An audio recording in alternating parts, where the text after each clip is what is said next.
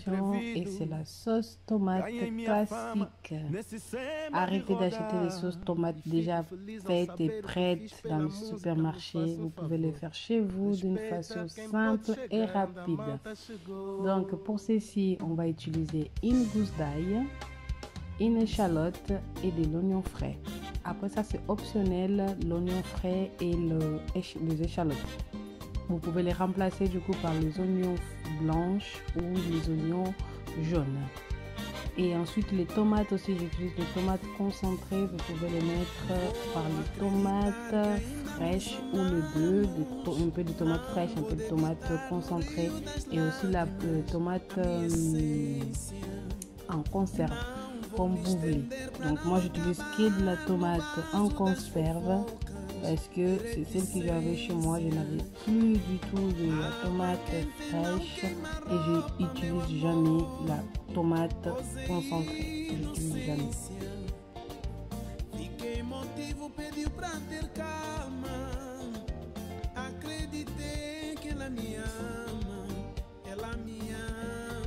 Et cette sauce, vous pouvez aussi le préparer dans tous vos plats. Vous pouvez le mettre dans les pâtes, dans la viande, dans les haricots, dans tous vos plats à base de la sauce tomate. Même dans les pizzas, vous aurez juste à la mixer à la fin et ensuite le mettre sur votre pâte pizza. C'est vraiment une sauce très simple, très rapide à le faire et à un bon goût surtout. Et ça sent bien bon et bien parfumé aussi. Vous prenez une casserole, du coup vous mettrez de l'huile. Moi j'utilise de l'huile de tournesol. Et vous mettez au feu, vous laissez chauffer, que ça soit bien chaude. Ensuite vous rajoutez de l'ail. Vous laissez que l'ail soit bien doré.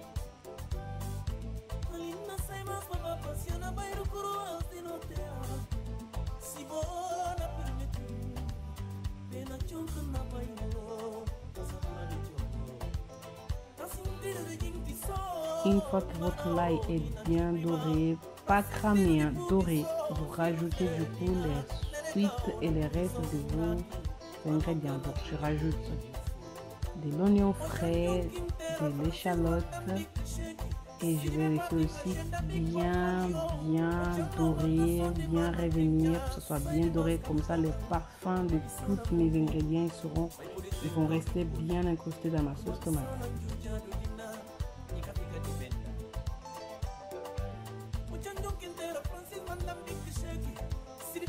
Mes oignons sont déjà bien dorés. Vous voyez, ils ne sont pas caramélisés. Hein. Ils ne sont pas ni brûlés, ni cramés, ni quoi que ce soit. Ils sont juste dorés. Et à ce stade-là, vous rajoutez du coup la sauce tomate ou les tomates fraîches, les tomates que vous voulez utiliser. Vous rajoutez aussi dans la casserole.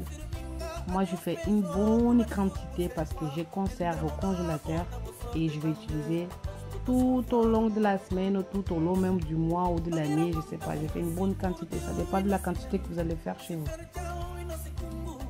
Et après, vous les laissez mijoter pendant au moins 10 minutes à feu doux. Donc là, la différence c'est que la tomate est bien remplie d'eau. Vous voyez, là, la tomate est bien remplie d'eau, ça veut dire qu'elle est bien crue.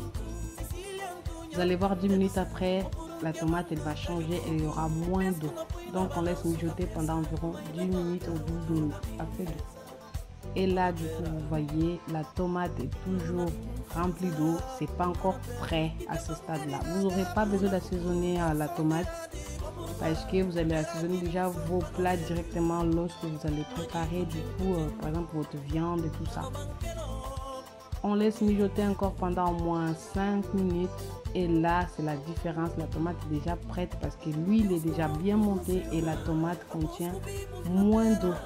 Et à ce stade là vous pouvez vous rendre compte et savoir que la tomate est déjà bien prête. Je laisse refroidir pendant quelques minutes et ensuite j'utilise un bocal. Du coup vous voyez ce bocal là qu'on achète, les bocaux qu'on achète en grande surface, excusez-moi, qui contient de la conserve, par exemple des légumes à conserve ou moi souvent c'est des bocaux des confitures aussi que je ne jette pas, je garde pour pouvoir conserver mes sauces tomates au congélateur. Ça c'est une astuce les filles, faites ceci chez vous et vous allez gagner beaucoup de temps en cuisine Pour préparer les pâtes pour vos enfants, par exemple les pâtes aux tomates, c'est très pratique. Pour les viandes, pour tous vos plats vraiment à base de tomates, c'est ceci. Regardez-moi, je fais une bonne quantité. J'ai environ 5 bocaux bien remplis que je vais mettre au congélateur. Après, j'ai juste à sortir à la veille ou le matin ou bien avant que j'utilise ma sauce tomate dans mes plats.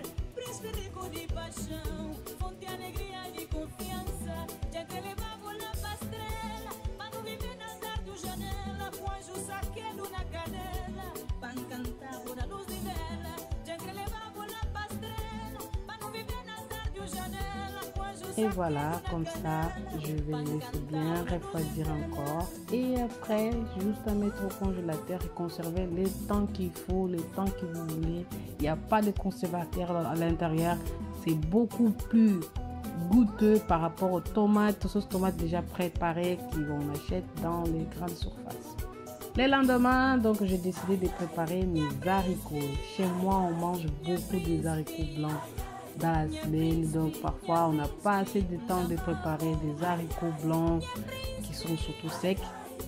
Pour les préparer, n'achetez pas celui qui sont en conserve, sauf si vous n'avez pas beaucoup de temps pour le faire et tout ça, compagnie. Mais à cette procédure ici que je fais, franchement c'est beaucoup plus goûteux et c'est mieux encore. Et au niveau goût, ça n'a pas de comparaison. Donc je mets de l'oignon, je vais mettre de l'ail, je vais mettre aussi de poivron rouge, vert et jaune. Là, je prépare 1 kg de haricots blancs. Et aussi, j'utilise la feuille de laurier et aussi quelque chose que je n'oublie jamais, que j'adore, c'est l'huile de palme. J'aime ce petit goût-là qui contient une bonne haricot blanc, qui contient aussi de la oh là là, c'est quoi, comment on appelle ça, de l'huile de palme, pas beaucoup, juste un peu pour apporter juste un petit goût. Après c'est optionnel, vous pouvez aussi ne pas le mettre si vous n'aimez pas ou vous êtes allergique à l'huile de palme ou quoi que ce soit. Vous pouvez pas le mettre et laisser comme ça. Je mets du sel. Et ensuite, je vais apporter tout ça à mon feu doux pendant environ 1h30.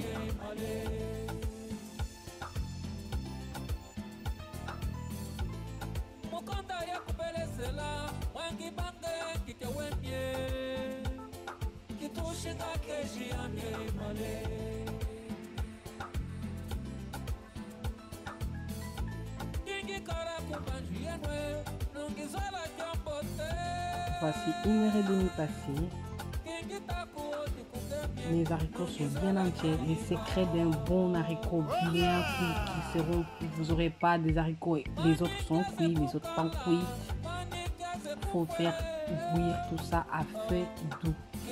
Et là, regardez, mes graines sont bien entières, bien entières. Donc, je laisse encore mijoter un petit peu et après, je vais rajouter la sauce tomate que j'ai préparée à la veille. Regardez les filles, vous voyez le temps que j'ai gagné. Au lieu de préparer encore une sauce tomate à côté, là j'ai mis ma sauce tomate que j'ai déjà préparée à la veille. Donc je l'ai sorti du congèle, je l'ai mis à l'extérieur pour décongeler et après j'ai juste à renverser tout ça, dans ma casserole et c'est bon.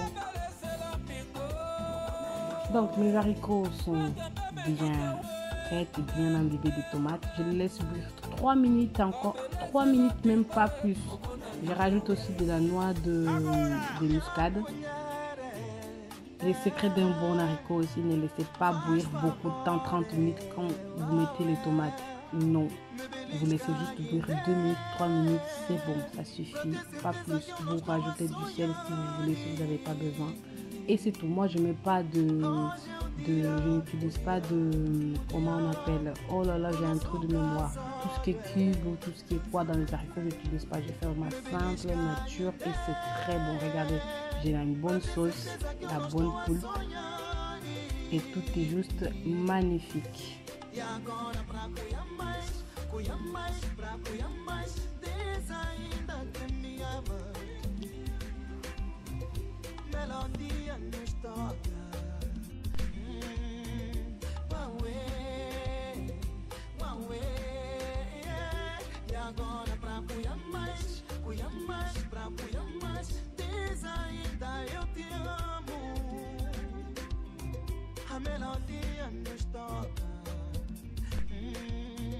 Une fois que ça devient tiède, je vais prendre mes haricots et je vais les conserver dans mes petits perroirs en verre. Les plastiques, j'en ai beaucoup utilisé, mais à chaque fois, il faut que je jette, j'ai gaspillé beaucoup de l'argent. Et la personne qui sera contente dans cette vidéo, c'est ma maman parce qu'elle est râlée tout le temps que j'arrête avec les plastiques. Franchement, elle a raison parce qu'on économise, parce que le verre déjà, ça conserve très bien. Et ensuite aussi, au niveau couleur, ça ne change pas, ça ne tache pas. Et après, toute la préparation que j'ai faite en avance, je mets juste au congèle. Ensuite, je prépare du coup aussi la feuille de manioc, notre fameux pondu au poisson. Donc, je vais préparer des boules et je vais utiliser du pilchard, de l'huile de palme, courgettes, aubergines, poivrons verts, de l'ail et aussi de la... comment on appelle ça? Oh, souvent j'utilise aussi des concombres. Vous prenez une casserole, vous mettez de l'eau et moi je prépare comme ça. Après, il y a une énième façon de préparer. C'est la manière que je prépare et que c'est très bon. Je vais du coup faire bouillir d'abord mes feuilles de manioc, juste pour faire évaporer l'odeur de feuilles de manioc qui est crue. Tout ça, j'aime pas beaucoup. Donc, je vais laisser bouillir pendant 5 minutes environ. 5 minutes passées, je vais rajouter du coup tous mes ingrédients à ma préparation. Donc, les aubergines, les courgettes, je vais mettre aussi le poivron vert.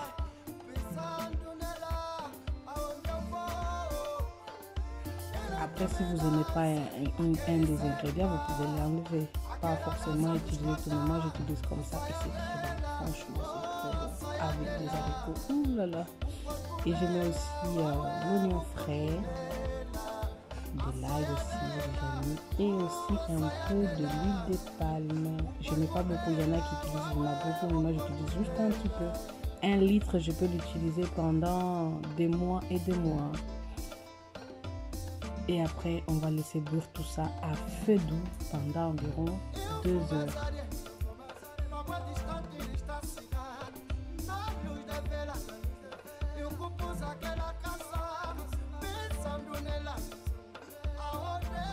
Et pendant que notre pondu, notre feuille de manioc est au feu, je vais profiter pour pouvoir ouvrir du coup mes boîtes de conserve de pilchard.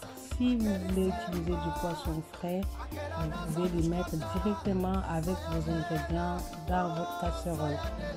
Ou sinon le faire bouillir à côté. Après, juste enlever toutes les arrêts pour pouvoir remettre encore le poisson dans votre casserole à la fin de la préparation. Moi, du coup, j'ai décidé d'utiliser du pilchard. Il y en a qui mettent plutôt de la sardine à base de tomates ou de la sardine à base d'huile. Moi, je préfère beaucoup soit du poisson frais, soit sinon de la pilchard, ou sinon le 2 aussi, ou le 3, comme vous voulez. Avant de renverser tout ça dans ma casserole, du coup, j'aime beaucoup enlever les arrêts qui sont dans le pilchard. Parce que j'aime pas quand on mange, ça me donne une mauvaise sensation dans la bouche, j'aime pas trop. Donc j'enlève l'arrêt et aussi tous les œufs de poisson qui sont à l'intérieur. J'aime pas tout ça. Et je fais ça pour toutes mes boîtes.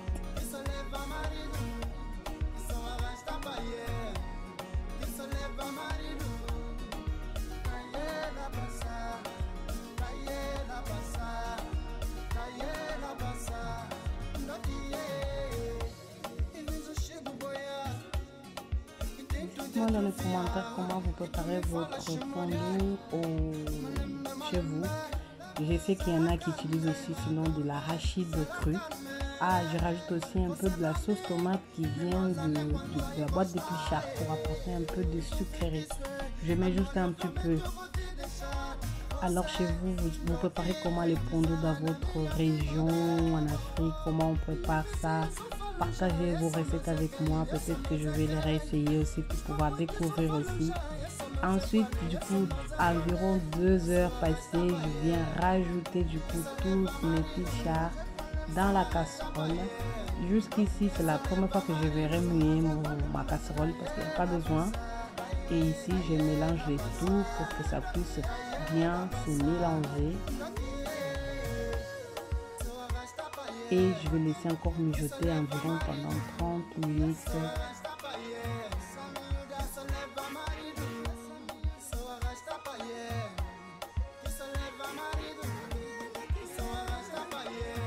Ces jours-là, j'ai préparé pas mal de choses. J'ai fait des haricots, j'ai fait des poulets, j'ai fait fondue. Souvent, ces plats africains qui prennent beaucoup de temps, je les prépare en avance. Là, je rajoute 1 cube de poisson. Vous pouvez mettre sinon aussi les cubes de légumes, du sel. Et je vais après goûter pour voir si le sel est bien à mon goût. Et aussi les feuilles, surtout pour savoir si elle est encore dure ou pas. Souvent, moi, je prépare des choses vers des plats africains qui prennent 2 heures, 3 heures en avance. Je mets au congélateur et je mets dans plusieurs terroirs. Que je gagne du temps pendant la semaine, je n'ai pas besoin d'attendre le week-end pour pouvoir manger du pondou ou quoi que ce soit comme ça. J'ai tout à la maison, tout est bon. Donc mon sel est bon. Et attention les filles, le pitchar contient déjà du sel, mais ça n'est pas beaucoup, ça met au fur et à mesure votre assiette. Votre casserole. Là, je rajoute un peu de bicarbonate. C'est l'astuce que j'utilise. Ça fait déjà 2h30 que mon plat est au feu. Mais j'estime quand même que les feuilles sont un petit peu dures. Du coup, vous mettez juste un peu de bicarbonate et laissez mijoter encore 5 minutes et ça sera bon. Là, du coup, il est prêt. Mon fondue, il est bien doux, bien joli. Vous voyez, j'ai pas beaucoup d'huile de palme. Ça se voit même pas. J'ai pas beaucoup de sauce. Et ensuite, je mets aussi dans mes petits terroirs. Et après, je vais mettre au congélateur. Alors, n'oubliez pas de partager la vidéo, de liker, laissez-moi des commentaires de vos recettes, comment vous préparez chez vous. Et aussi, si vous n'êtes pas encore abonné à ma chaîne, abonnez-vous. Et je vous dis à la prochaine vidéo.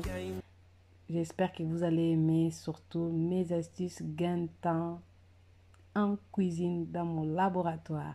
Allez, au revoir les filles et au revoir les garçons.